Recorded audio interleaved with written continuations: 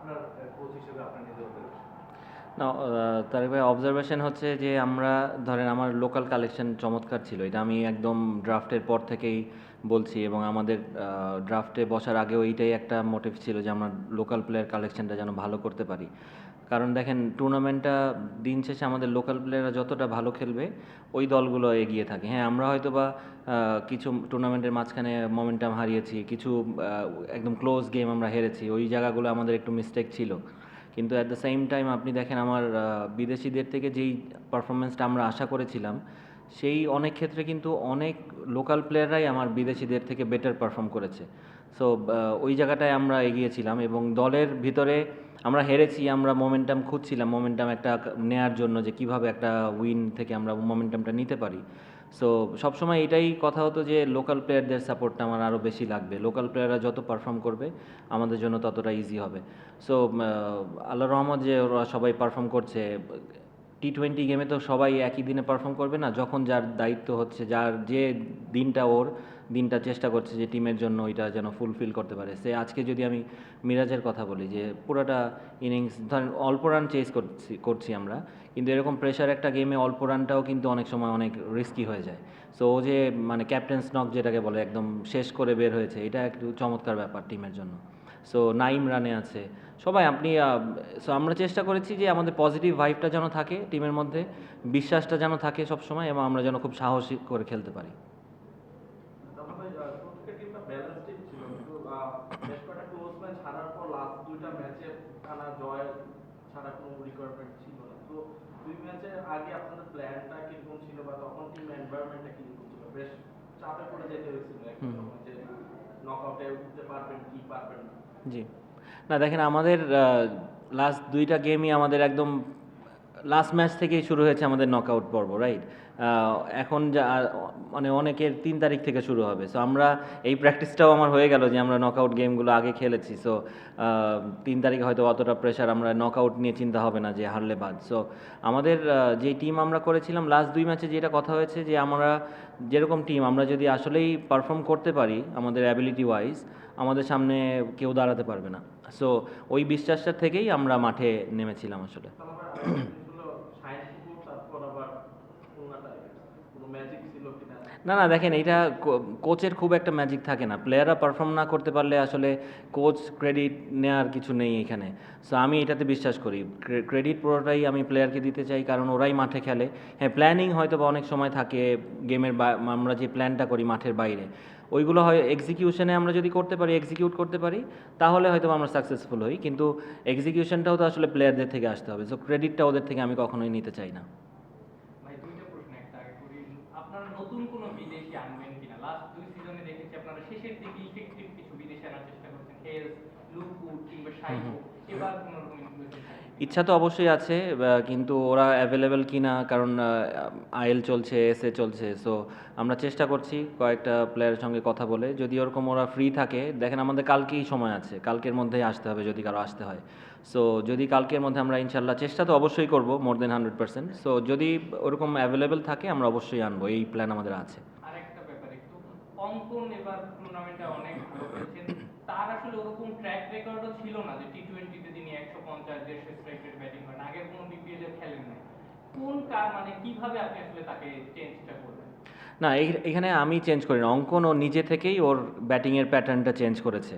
So আমি আবারও বলি যে এইটা এক্স্যাক্টলি প্লেয়ারেরই ক্রেডিটটা যায়, কারণ আপনি তখন বুঝতে পারবেন যে আপনার কী করা দরকার এবং কোন জায়গাটায় আপনার চেঞ্জ আনতে হলে আপনি সামনের দিকে এগোতে পারবেন। সো এইটা ওই প্লেয়ারের থেকেই আসে।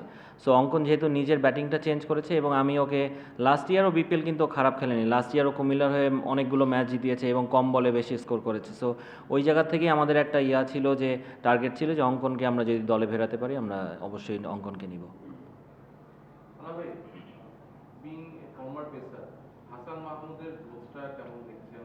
প্লাস হচ্ছে ও একটু ট্যাগ হয়ে গেছে বোধহয় রেড বল বোলার হিসেবে, টেস্টের লাস্ট ইয়ারটা তার খুব ভালো গিয়েছে, 25-26টা উইকেট ছিল, বাট টি-20 ভেরি ডিফারেন্ট ফর্মে, ডিফারেন্ট ডিমান্ড, মানে ফর্মেট অফ দ্য গেমের কারণে ওর অ্যাডাপ্টেশন প্লাস হচ্ছে তার গ্রোথটা কেমন দেখছেন? এক্সিলেন্ট হাসান মাহমুদ, আমি সবসময় ওর অ্যাকশনের খুবই বড় ফ্যান, কারণ একটা পেস বলার যদি এরকম অ্যাকশন থাকে, ত্রুটি ছাড়া অ্যাকশন খুব কম মিলে। সো হাসান মাহমুদের অ্যাকশনে ত্রুটি খুবই কম আছে। সো এই কারণেই ও খুব কম এফোর্টে অনেক সুন্দর বল করতে পারে এবং বলের কাজ আছে। এবং ও যেভাবে হোয়াইট বলে বোলিং করছে এবং ওর যে অ্যাবিলিটি আছে, আমি একটু সারপ্রাইজ হয়েছিলাম হাসান মাহমুদকে টিমে না দেখতে পেরে। তবে এইটা দেখেন, আমাদের এই কম্পিটিশনটা যদি থাকে, এবং আমি আশা করব এই কম্পিটিশনগুলো সবসময় বজায় থাকবে, কারণ যারা খেলবে চ্যাম্পিয়ন্স ট্রফিতে ওদেরও কিন্তু ব্যাক অফ মাইন্ড এটা থাকবে যে আমি একটু খারাপ করলেই হাসান মাহমুদের মতো একটা বলার দরজা নক করছে, so he is ready. So এরকম কম্পিটিশন আমরা যত করতে পারবো, রাখতে পারবো টিমের মধ্যে কিংবা টিমের বাইরে যারা পাইপলাইনে আছে, সো আমাদের দেশের পারফরমেন্সটাও ওরকম ভালো হবে ইনশাল্লাহ। তারা আমার দুইটা পার্ট, একটা পার্ট হচ্ছে আপনার এ পর্যন্ত কথায় মনে হলো আপনি লোকাল প্লেয়ারদের পারফরমেন্সের উপরে খুব এমফাসাইজ দিলেন, বাট নকআউট স্টেজে আপনার কি মনে হয় না যে একটু নার্ভটা একটা স্নায়ু লড়াইও ওই জায়গাটাতে হাই কোয়ালিটি ফরেন প্লেয়ারের দরকার আছে? জি অবশ্যই, অবশ্যই বাবু ভাই, কারণ আপনি দেখেন আমরা যদি সে রংপুরকে আমার ফেস করতে হয় তাহলে কিন্তু ওদের টিম ডেভিড আসবে, আমরা শুনছি যেটা, আমি এখনও শিওর না, ডেভিড ওয়ার্নার আসবে, সুনীল নারায়ণ আসবে, রাসেল আসবে। সো এই চারটা প্লেয়ারকে ফেস করতে গেলেও কিন্তু আমার লিস্টে ওরকম কিছু নাম আমি চাই। এখন যদি আমি না পাই তাহলে তো আমার আর কিছু আসলে করার নেই, আমার হাতে নেই এটা, আমার কন্ট্রোলে যেটা থাকবে আমি ওইটাই কন্ট্রোল করতে চাচ্ছি। সো আমি লোকাল প্লেয়ারকে কেন আমি বলছি, কারণ আমরাও capable enough to beat any side. So আমি ওই বিশ্বাসটা আমি সবসময় করি এবং আমি এই বিশ্বাসটা টিমের ভিতরে সবসময় ইনজেক্ট করতে চাই।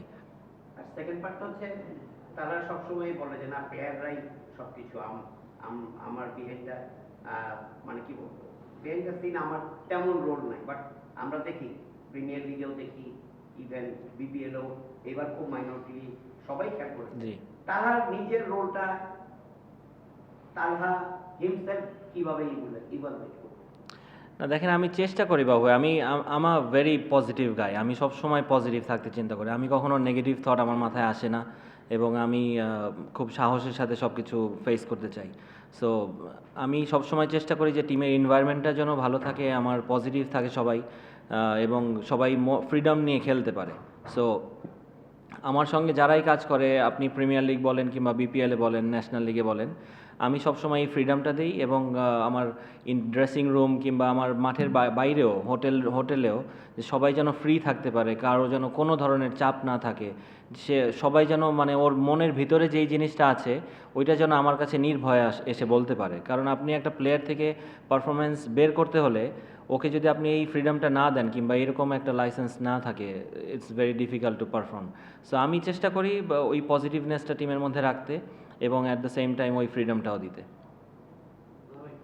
এই ফ্রিডম তারপর ফ্রিল্যান্সের কথা বলছিলেন আপনি, বিপিএল এর শুরুর দিকে বলেছিলেন যে আফিফ অনেক আনলাকি যে আপনার টিমের নিচের দিকে তাকে খেলতে হয়, আজকে সে একটা সুযোগ পেয়েছিল উপরের দিকে খেলার এবং হি কুডন্ট ডেলিভার। আপনার কাছে কি মনে হয় যে আফিফ নিজের সঙ্গে নিজে ইনজাস্টিস করে ফেলেন? দেখেন আজকের উইকেটটা কিন্তু খুব একটা ইজি উইকেট ছিল না ব্যাটসম্যানদের জন্য। সো একটু কনফিউজ ছিল ব্যাটসম্যানরা যে বলটা আসলে কি হবে। আর মুস্তাফিজের বল তো ধরেন যে উইকেটে যদি হেল্প থাকে, মুস্তাফিজ ডেঞ্জারাস বলার। সো আপনি যদি ওই বলটা দেখেন, মুস্তাফিজ কিন্তু কাটার করেনি, আগের দুইটা বল কাটার ছিল, ওইটা একটু পেস ছিল বলে সিম আপ করেছে। সো ব্যাটের ফেসটা ক্লোজ হয়ে গেছে আর্লি। সো আমি তো অবশ্যই বলি, আমি আফিফের যেই খেলা আমি দেখেছি প্রিমিয়ার লিগে কিংবা আফিফকে অন্য জায়গায়, আফিফ ওর ক্যালিবার ওয়াইজ এখনও খেলতে পারিনি আসলে। সো আমি আফিফকে নিয়ে সবসময় আশাবাদী, কারণ আমি চাই আফিফ যেই ধরনের প্লেয়ার, ওর অনেক কিছু দেয়ার আছে, কিন্তু হ্যাঁ অ্যাট দ্য সেম টাইম আপনার কথাটাও একটু রাইট যে ওর নামের প্রতি সুবিচারও এখনও হয়তো বা করতে পারেনি। সো আই হোপ যে মাঝখানে অনেক কিছু হয়েছে আফিফের সঙ্গে, মেন্টালি অনেক ডিস্টার্ব ছিল, এটা হয়তো বা ইন্টেনশনালি করা হয়েছিল, আমি জানি না, আফিফকে একটু ডাউন করার জন্য হয়তো বা। কিন্তু এই জিনিসগুলো আসলে আমাদেরও, যারা আমরা ম্যানেজমেন্টে আছে কিংবা ইভেন আপনারাও মিডিয়ায় যারা আছেন, আপনাদের প্রতিও অনেক দায়িত্ব আছে যে আমার একটা ট্যালেন্টেড প্লেয়ার, তাকে যদি বাইরের একটা কোচ এসে মেন্টালি ডিস্টার্ব করে নষ্ট করতে চাই, তাহলে কিন্তু আমরাই আমাদের দেশের একটা অ্যাসেট হারাই। সো আফিফের মতো প্লেয়ারকে আমরা ওই সময়টায়, একটা প্লেয়ার কিন্তু সবসময় পিক টাইম আসে না, সো ওই সময়টায় আফিফকে যেভাবে ডিস্টার্ব করা হয়েছে ওইখান থেকে অনেকটা ব্যাকফুটে চলে গেছে। বাট আই হোপ ও কষ্ট করে আবার কাম ব্যাক করবে ইনশাল্লাহ। উইকেটে একটা দৃশ্যমান পরিবর্তন দেখা যাচ্ছে, স্ট্যাট বলে যে এখন পেসাররা ভালো করছে, টপ 10 উইকেট টেকার মধ্যে স্পিনার তেমন নাই।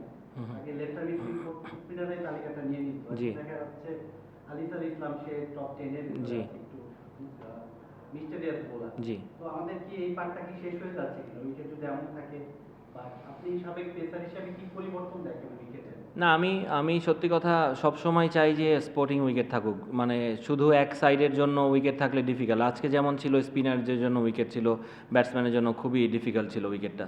সো আমি চাই যে ধরেন যদি বোথ সাইডই ব্যাটিং ব্যাটসম্যান এবং বলার সবাই হেল্প থাকে উইকেটে, ট্রু উইকেট হয় যেটা আমরা বলি আর কি, ওইরকম থাকলে আপনার ধরেন বলারেরও অনেক কিছু শেখার আছে, ব্যাটসম্যানেরও অনেক কিছু শেখার আছে, এবং একটা ট্রু উইকেটে বোলার কিন্তু খুব মার্জিন, খুব এরর করার মার্জিনটা খুব কম থাকে। সো ওইখান থেকে আপনি যদি ওই ধরনের উইকেটে রেগুলারলি খেলতে পারেন তাহলে কিন্তু আপনার স্কিলও ডেভেলপ করবে অ্যাজ এ বলার, আমি বলছি যেটা, যে কারণ আপনি যেহেতু আপনার মার্জিনটা খুবই কম, সো আপনি যদি স্কিল ওয়াইজ অনেকটা স্ট্রং না হন, আপনি একটা স্কিল নিয়ে খেলে যাবেন, এটা খুব ডিফিকাল্ট হয়ে যায় একটা বলারের জন্য। সো এই ধরনের উইকেট থাকলে আমার মনে হয় আমাদের দেশের ক্রিকেটের জন্য ভালো হবে।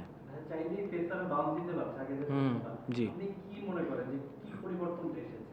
উইকেট উইকেট এবার আমাদের ওভারঅল পুরো বিপিএলে উইকেট ভালো ছিল, পেস ছিল, বাউন্স ছিল।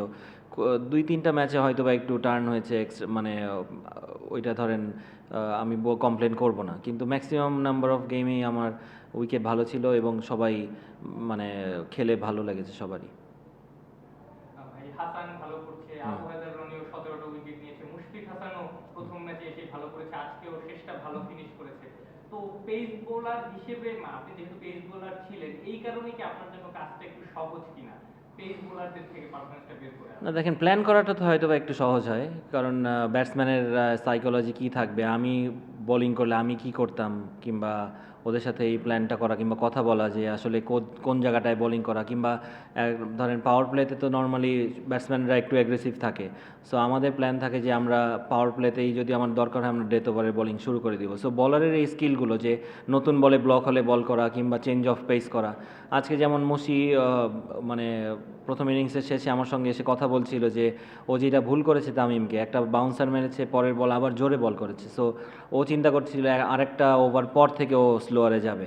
সো যেখানে ওর এই ধরনের মিস্টেকগুলো করলেই ধরেন আমরা শিখতে পারবে আসলে প্লেয়াররা। সো ও যে বলছিল যে আসলে স্যার কী করা উচিত ছিল, তো আমি বলছিলাম যে তুমি নেক্সট বলেই তোমার চেঞ্জ অফ পেস করা উচিত ছিল, কারণ তামিম ইজ রেডি, আর যদি জোরে বল ব্যাটসম্যানরা চাচ্ছিল আজকের উইকেটে জোরে বল করুক। সো এই জিনিসগুলোই ধরেন এখান থেকেই শেখা আসলে। সো এখান থেকেই শিখতে পারবে এবং মিস্টেকের সংখ্যা কম হবে, এইটাই আশা করি। Thank you. Best of luck. Thank you. আসসালামু আলাইকুম।